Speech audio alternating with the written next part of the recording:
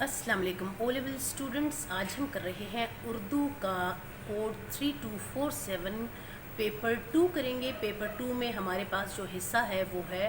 غزلیات کے حوالے سے، اور غزل میں ہمارے پاس جو پہلے شاعر ہیں وہ ہے میر تقی میر۔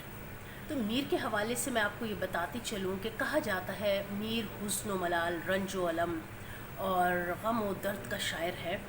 تو اس حوالے سے اگر ہم تاریخ کا جائزہ لیتے ہیں اور میر کے جو ذاتی سمانحی حالات ہیں اور اس زمانے کے جو حالات ہیں جس عہد میں میر جی رہے تھے اس کا جائزہ لیں، تو ہمیں پتہ چلتا ہے کہ کسی بھی تخلیق کار، چاہے وہ شاعر ہو، نثر نگار ہو،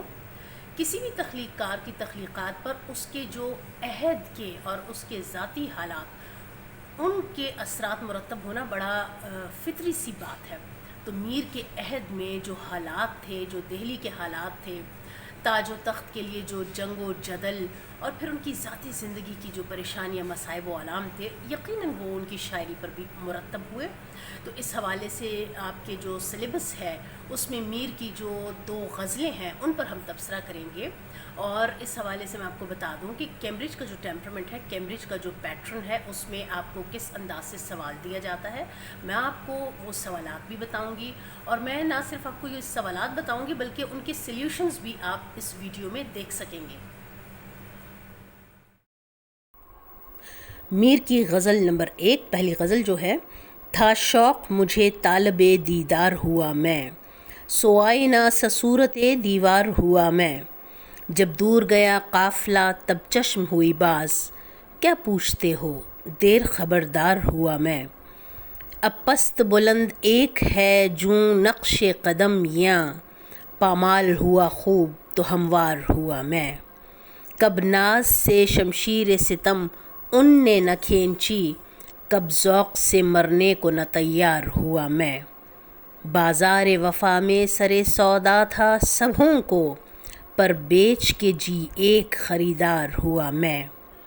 ہوشیار تھے سب دام میں آئے نہ ہم آواز، تھی رفتگی سی مجھ کو گرفتار ہوا میں، کیا چیتنے کا فائدہ جو شیب میں چیتا،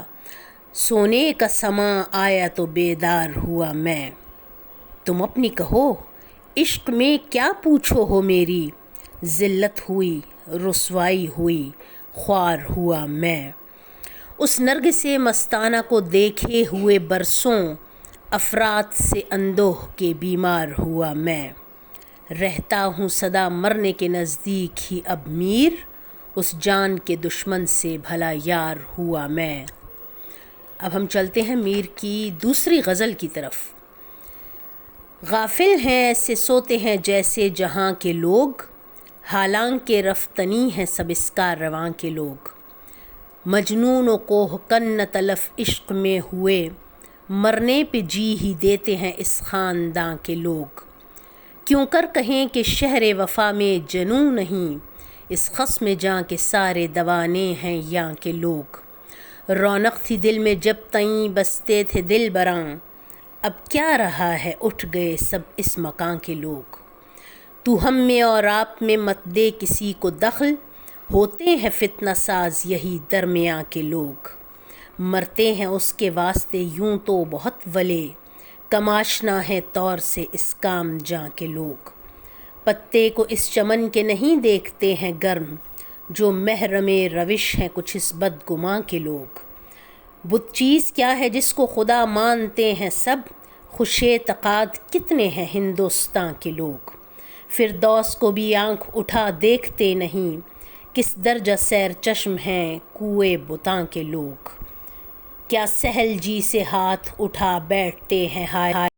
یہ عشق پیش گاں ہیں الہی کہاں کے لوگ، منہ تکتے ہی رہے ہیں سدا مجلسوں کے بیچ، گویا کہ میر محو ہیں میری زباں کے لوگ۔